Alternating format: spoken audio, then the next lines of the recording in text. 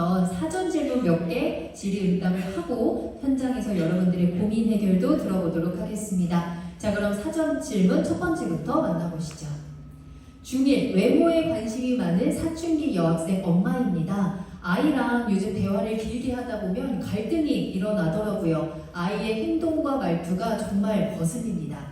전두엽이 발달하지 못한 사춘기의 뇌구조를 이해하려고 노력해보지만 참 힘드네요 라는 질문을 보내주셨습니다. 우리 부모님께서는 이 전두엽, 뇌구조에 대한 이해도 하려고 하시고 참 많은 노력을 하신 것 같은데 사실 우리 아이의 뇌구조를 이해하려다가 우리 부모님들의 뇌가 먼저 폭발해버리는 경우가 훨씬 많잖아요. 아이와 대화를 하다가 점점 더 부모가 오히려 상처를 받는 경우도 많고 알고는 있지만 막상 상황을 마주했을 때 참 힘드실 것 같아요. 그래서 교수님, 이해는 하지만 실천이 어려운 우리 부모님들께 우리 사춘기 자녀는 이런 마음 태도로 대하면 더 좋겠다 하는 좀 팁을 주시면 좋을 것 같거든요. 전두엽 발달을 이해를 못하신 분은 아닐 것 같고 이해는 하는데 화가 나는 거죠. 얘기를 하다 보면 왜? 내 맘대로 안 되니까. 내 맘대로 안 되니까. 시작을 내 맘대로 안. 제가 강의 처음 시작할 때 뭐라 그랬어요? 아예 그냥 종족이 달라요. 종족이 다르다고 생각을 해야 되는 거고요. 고객님처럼 돼야 돼요. 고객님처럼. 길게 하면 이것도 대화를 길게 하면 갈등이 일어난다. 그럼 대화를 길게 할 필요가 없어. 근데 그렇다고 애랑 관계를 단절하라는 게 아니에요. 제가 아까 이제 방에 가서 핸드폰 본다고 얘기했는데 저도 유튜브 보고 있다 얘기했잖아요. 근데 아빠들한테 이제 그런 얘기를 해요. 아이가 크면서 남자애든 뭐 여자애든지 간에 애기 때 사실 엄마 아이의 양육에 대해서 엄마 지분이 클 수밖에 없고 근데 크면서 아빠 지분 점점 늘어나야 됩니다. 아빠 관여를 많이 하는 얘기를 하거든요. 그럼 아빠들 뭐 하냐면 온갖 거 검색하고 거 찾아가지고 뭔가 애를 리드해. 이끌라 그래. 그러면 어떻게 돼요? 갑자기 나타나서 또 영역 침범하는 문제가 생기는 거거든요. 말할 필요가 없고요. 그때 뭔가 하기보다는 같은 공간에 같이 있는 물리적으로 같이 있는 절대적인 시간이 필요합니다라고 얘기를 하거든요. 왜? 아이들도 집에 놀러 온 애들 보세요. 지들끼리 놀아요? 아니야. 방에 다 각자 유튜브 보고 있거든요. 각자 뭐 인스타도 뭐 이런 거 보고 있고. 근데 그게 어떻게 걔네들이 유대감을 유지하는 방법이란 말이에요. 엄마 아빠도 그렇게 접근해야 되는 거예요. 대화 길게 한다? 대화 길게 할 필요 뭐 있어? 대신 같은 공간에 있으려고 노력을 하라. 같은 공간에 있으려고 노력하라고 하면 또 막 발각 받고 나와서 먹어라고 팀 같이 그러지 말고 애 인상에 꼽살이 낀다고 생각을 하고 방에 가서 구석에 잠깐 가서 있기 시작을 하는 거예요. 이 침대 좋네. 이 침대를 여다 줬지. 그래서 밖에 또 가고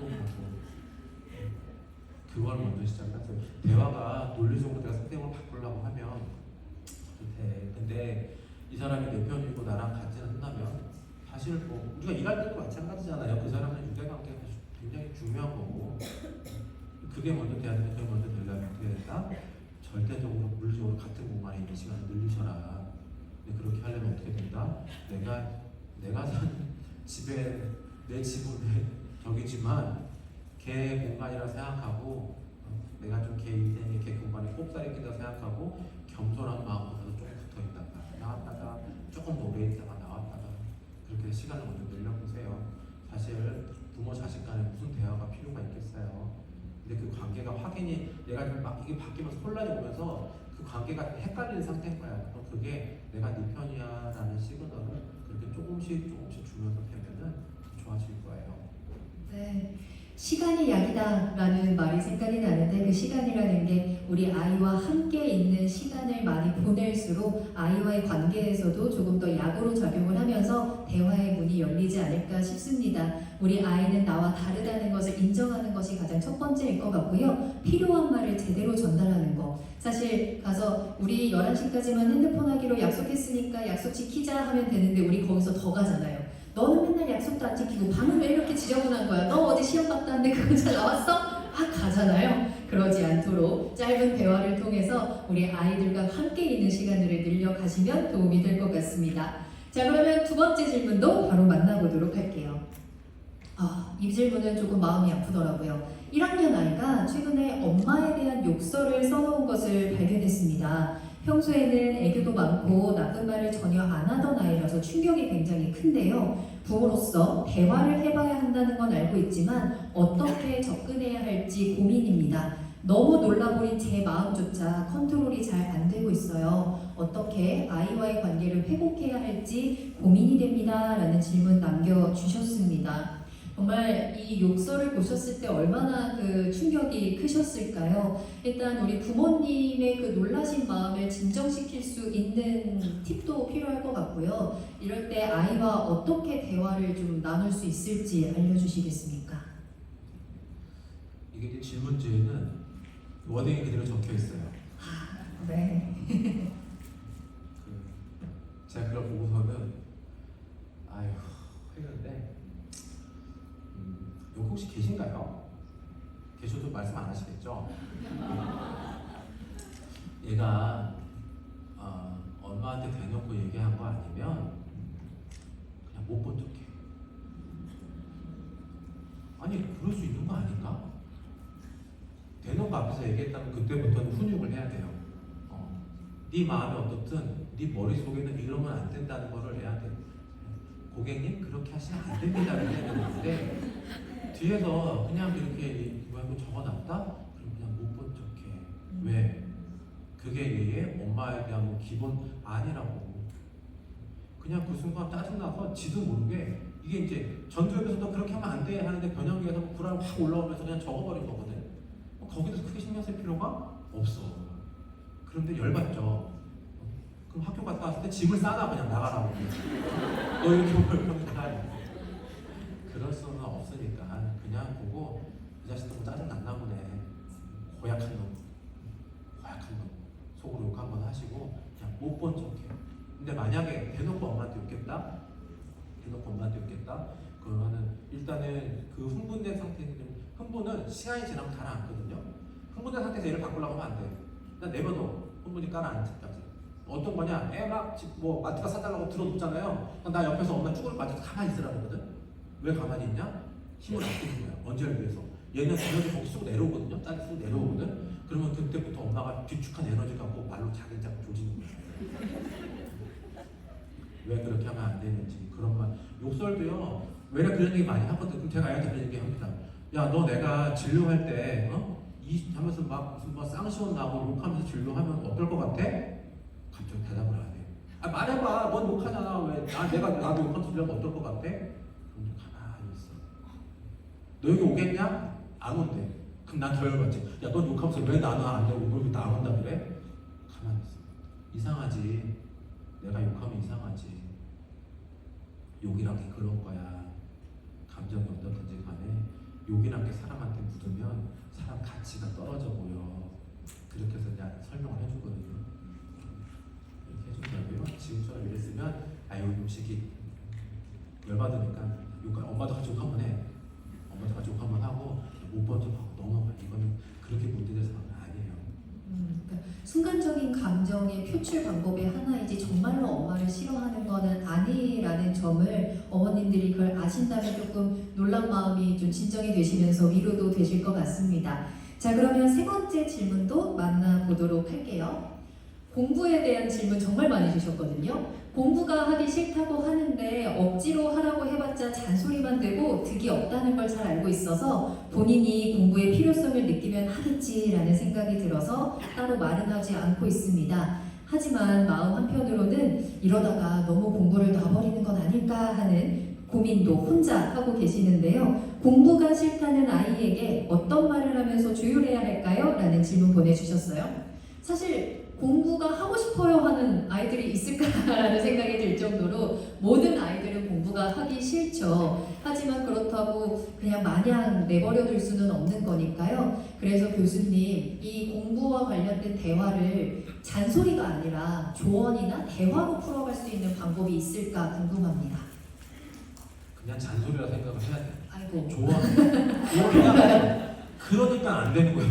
그냥 잔소리 하는 거예요, 얘한테. 잔소리 할 때 그러니까 내가 말하는 게 잔소리야라고 인정을 해줘야 얘도 듣지. 아무리 뭐 이렇게 뭐 고상한 말로 걔한테는 다 잔소리예요. 꼰대가 얘기하는 잔소리야. 거기서 그냥 시작을 하는 게 좋고요. 공부는 입원한 애들 있잖아요. 자타의 위험에서 입원한 애들을 걔네들도 공부를 시켜요. 병동에서. 왜 공부를 시키느냐? 뭐 거기서 애들 성적 올리려고요? 생각지 않게 그러고 공부하고 와가지고 태어나자마자 시험 봤는데 100점 맞았다고 와서 저한테 막 이렇게 막 저를 이렇게 막 농락하면서 그런 애들도 있어요. 그 농락이 뭐 기쁘져서는 이렇게 했다는 거긴 한데 공부를 해야 되는 이유는 외래에서 얘기를 합니다. 공부하기 싫지? 싫대. 나가서 놀고 싶지? 놀고 싶대. 게임방 가면 좋지? 좋대.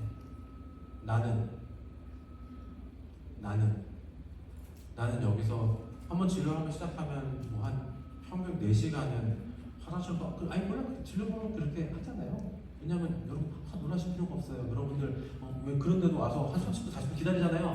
기다렸는데 여러분 순서 됐는데 우리 갔다 오면 좋지 화장실 갔다 와야 되는데 기다리고 차 한잔 하시게 돼 10분 더 기다려 안 그렇잖아요.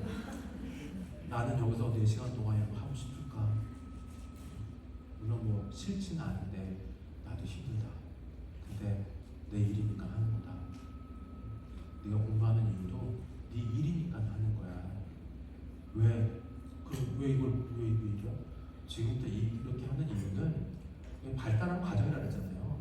과정이기 때문에 힘들어도 어려워도 어떻게 해서든 계획을 뭐 시간이 짧든 길든지 간에 그 상황에서 최상의 결과를 얻기 위해서 계획을 세우고 그 계획을 최대한 실천하려고 노력을 하고 그렇지 못했을 때 거기서 피드백을 해서 계획을 변경하고 그거를 너는 지금 중간기말 지난부터 연습을 하고 있는 거야. 성적 안 중요해. 성적에 대한 개념 자체도 바꿔줘야 돼요. 애들이 뭐 점수 뭐 애들이 한우야 1등급 2등급 하게 나 그거 되게 문제라고 생각하는데 뭐 그 공부 잘하면 네 가치가 올라가? 아니야. 나는 만약에 과목도 좀 봤는데 수학을 잘 봤어. 그 말은 지금까지 네가 했던 방법이 맞는 거야. 다음번에도 그 방법대로 하면 돼. 근데 영어가 성적이 안 좋아. 그리고 그 앞에 썼던 방법이 옳은 거야? 안 맞는 거야. 잘못됐다는 거야. 그 방법을 바꿔야 되는 거야. 이거 피드백하고 너희 연습시키려고 공부시키는 거야. 성적은 그 다음 성적은 그냥 그 방법이 맞는지 다음번에 그 방법 쓸 건지 그거 확인하는 그냥 도구일 뿐이야. 그렇게 얘기를 하거든요. 여러분들 아이들 공부시키는 거 두려워하지 마세요. 공부하는 게 나쁜 게 아니야. 그리고 너 공부 못해도 돼? 공부 못해도 되는 게 어딨어. 세상 사람들 다 애한테 기대 안 해도 엄마만큼은 아빠만큼은 너 잘할 수 있어. 공부도 잘할 수 있고 뭐든 다 잘할 수 있고 기대해줘야 되는 거 아니에요? 근데 그거조차도 안 해. 왜? 마치 내가 고지식하는 것 같으니까. 그렇지가 않다. 지금부터 너와 맡겨진 일에 대해서 최선을 다하는 법을 최상의 컨디션으로 최고의 효율을 내는 방법을 연습하는 과정이야. 어떻게 해서든 진짜 막 발버둥 치듯이 발버둥 쳐가. 엄마 아빠가 필요하면 도와줄 거니까. 그 관점으로 하시라고. 성적 올리고 좋은 대학 가면 그건 부수적인 거예요. 네, 공부의 필요성보다는 공부의 의미를 찾아주는 잔소리로 여러분들이 대화의 그 물꼬를 트시면 어떨까라는 생각이 드는 답변이었습니다. 자, 그러면 사전 질문은 저희 여기까지 받고요. 저희 현장 질문 짧게 한두 분만 받아보도록 할게요. 질문 있으신 분 손 들어주시면 저희가 마이크 전달해 드리도록 하겠습니다. 지금 시간이 많지 않고 여러분들 교수님께 질문할 수 있는 시간은 지금 행사 진행 중에만 할 수 있어서요. 네, 가장 먼저 손 들어주신 우리 학부모님께 먼저 마이크 전달 드리겠습니다.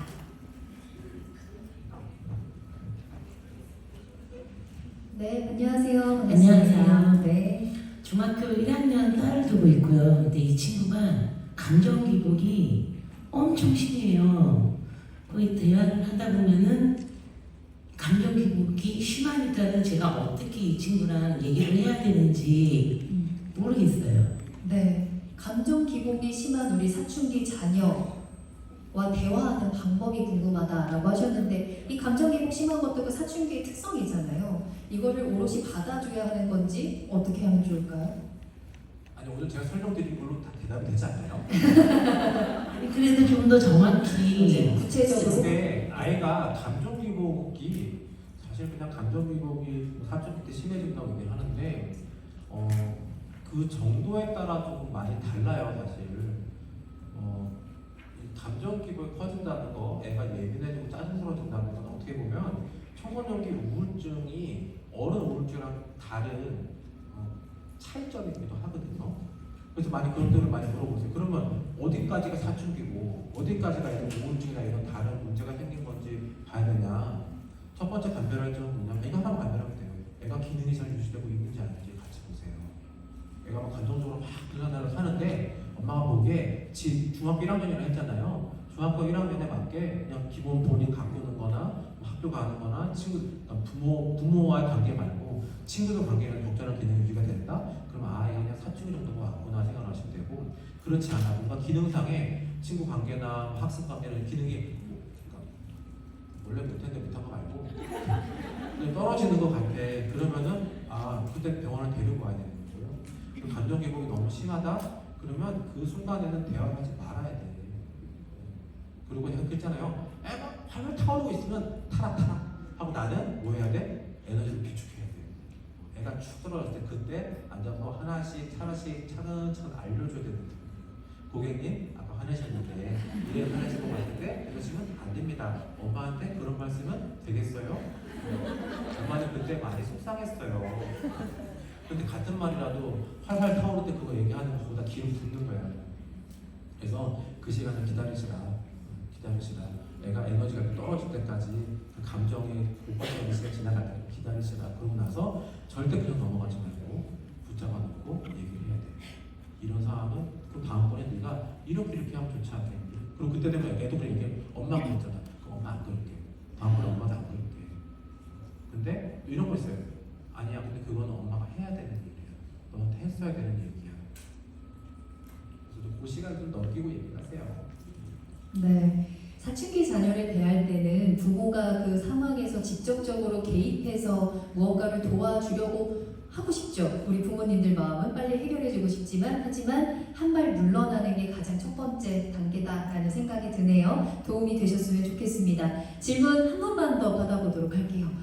신청자가 굉장히 많으신데 교수님께서 한번 선택해 주시면 좋을 것 같아요. 저는 너무 어려워서요. 교수님께 넘기겠습니다. 다시 손 내려주시고 하나 둘 셋 하면 들 테니까. 알죠? 그냥 양육 말고 혹시 네. 아이가 신변의 위협이 있는, 심각하게 웃으시면 안 돼. 심각하게 얘기하는 거예요. 아이가 좀 이렇게 안전상의 위협이 될 정도의 그런 질문이신 분 손 들어보세요. 네. 마이크 전달해 드리도록 하겠습니다.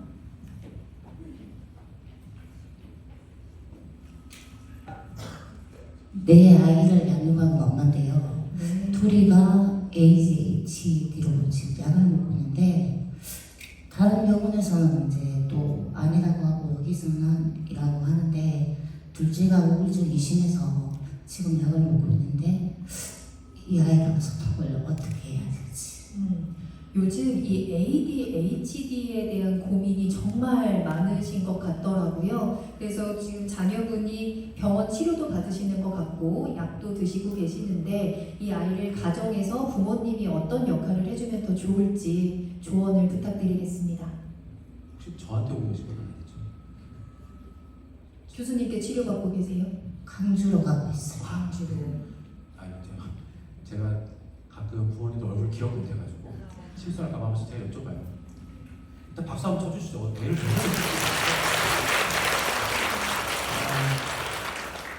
일단은 뭐 ADHD 진단에 대해서는 이게 뭐 의사들끼리 이견이 있을 수도 있죠. 근데 아까 ADHD 마찬가지예요. 그냥 좀 산만하고 그런 정도가 애 기능에 영향을 준다. 그러면은 적극적으로 치료를 하는 게 애한테 도움이 돼. 그냥 도움이 되는 거고. 지금 그럼 1번부터 4번 중에 누가 ADHD예요? 몇 번이? 2번하고 3번. 2번, 3번 ADHD가 우울증은 2번이 그럼 ADHD고 몇 살이에요? 2번이 11살? 빨리 왔는데 ADHD 아이들이 우울증이 와요. 한 중학교쯤 되면 와요. 왜냐면 인생이 너무 힘들거든요. 얘네들 진짜 고달프고 억울한 일도 많고 가랑비에 우선 둔다고 걔 때문에 옆 사람들이 힘들 거라 생각하니 걔가 참 힘들 거라 생각을 잘 못 하시거든요. 그래서 이제 중학생쯤 되면 못 버티고 우울증이 오긴 하는데 이거는 여기서 뭐라고 딱 한마디로 말씀을 드릴 수는 없어요. 근데 일단은 병원을 여러 군데 다니시는 맛이라 한 군데에서 치료를 좀 받으시는 게 좋고요. 집에서는 아이한테 뭐 어떻게 해야 되냐. 제가 계속 얘기하는 게 아이의 어려움을 감정적으로 힘든 부분을 이해해 주는 거랑 아이의 어떤 기준이나 훈육하는 거랑 별개라고 했어요. 그 물어봐. 애들 날도 그렇고 특히 우울증이 있으면 집에 아무거나 하고 누워있고 이런 애들 어떻게 해야 되냐. 힘든 건 알아주시라. 무기력하고 힘든 건 알아주시라. 근데 최소한의 것을 할 수 있게 도와줘야 된다. 제가 애들한테 재활 개념을 얘기를 하거든요. 재활 개념. 아무것도 하지 말라고 그래. 우울증이 오고 막 힘들면 아무것도 하지 마. 아무것도 하지 말라는 뭐냐면 죽지도 말라는 얘기야. 죽지도 말라는 얘기야. 아무 결정하지 말고 가만히 있어. 소나기 올 때 어떻게 하고 있어? 지붕 밑에 잠깐 숨잖아, 피하잖아. 그런 식이니까 가만히 있어. 그 얘기를 해요. 그러면서 무슨 얘기를 하냐. 근데 아파서 그래서 내가 치료하고 옆에서 도와주는 건 맞는데 너 그거 본 적 있니? 이렇게 뭐 운동선수들 보면 어깨 이렇게 뭐 야구 선수들 어깨 수술하고 나면 재활. 그러면은 어깨에 무리 가지 않게 힘들지만 계속 똑같은 반복하고 하잖아. 근데 너도 그 정도는 필요해. 학교 가기 힘들어? 학교 가지 마라고 얘기 절대 안 해요. 힘들어도 가. 8시 반까지 학교 가. 대신 8시 40분에 나와. 시간 정해주진 않아요. 정해주진 않고 힘들면 언제든지 와도 좋다. 대신에 시간 맞춰서 가라. 왜? 일단 출석 네가 나중에 어떻게 될지 애들 막 좀 잘 타는 애들 많거든요. 어떻게 될지 모르니까 출석 관리는 하는 거고. 그건 두 번째 문제고, 첫 번째 뭐냐면 네가 그렇게 해서 하루가 시작이 돼야 돼. 그리고 집에 바로 와도 좋아. 대신 집에 와서 들어놓아서 유튜브 보고 있는 건 안 된다. 유튜브도 앉아서 봐라. 그리고 유튜브는 보는 시간 정해라. 정 안 되면 학교에는 1교시부터 뭐 7교시까지 시간표 그대로 따와서 1교시 유튜브, 2교시 넷플릭스, 3교시 요새 게임 뭐 하죠 애들? 게임 따라가기 들어서 바뀌어가지고 게임. 이쯤 되면 너 좀 저 그렇잖아. 그러니까 한 뭐 책 보는 시간 1시간 넘었고 이것들을 너무 크게 분리되지 않는 선에서 진짜 이거 뭐야 싶을 정도로 짜되 대신 시간마다 절대적으로 바꿔라. 그래서 하루 일과를 어쨌든 알차게 써라. 그리고 그 중에 반드시 운동도 1시간은 넣어라. 한 타임은 넣어라. 애들 근육 운동하는 게 굉장히 중요하거든요. 근육 운동하는 것 자체가 아이들 우울증에는 연관이 좀 있다고 보고 있고 실제로 이제 제가 쓰는 얘기는 한데 애들 이제 코로나 때 운동하는 정도, 특히 근육 운동하는 애들 같은 경우에 그 코로나 이후에 우울감 같은 호소하는 것도 적게 발표가 됐어요. 그래서 운동도 넣어라. 그런 식으로 재활이라는 개념을 해가지고 힘들지 않지만 하나씩 시간 맞춰서 할 수 있게 그렇게 시키거든요. 그래서 그거는 집에서 엄마가 도와줘야 돼요. 답이 잘 안 될 것 같긴 한데 일단 기본은 그렇습니다. 감사합니다. 답이 됐어요. 아유, 다행이네요. 우리 부모님 너무 힘든 시간 보내고 계시고 우리 아이도 물론 너무 힘든 시간을 보내고 있겠지만 이럴 때일수록 우리 부모님께서 아이가 정말 더 바른 방향으로 나아갈 수 있도록 그 방향을 잘 잡아주시는 게 중요할 것 같고요. 저는 우리 아이들도 너무 중요하지만 우리 부모님 스스로의 마음도 잘 챙기셨으면 좋겠다라는 말씀을 꼭 드리고 싶어요. 이미 너무 잘 하고 계시고요. 너무 크게 걱정 안 하셔도 될 것 같습니다. 자, 이렇게 해서 오늘 아쉽지만 질의응답 여기서 마무리를 해야 될 것 같습니다. 마지막 질문까지 정말 진심을 다해서 답변해 주신 우리 최재원 교수님께 여러분 박수 한번 보내주시기 바랍니다.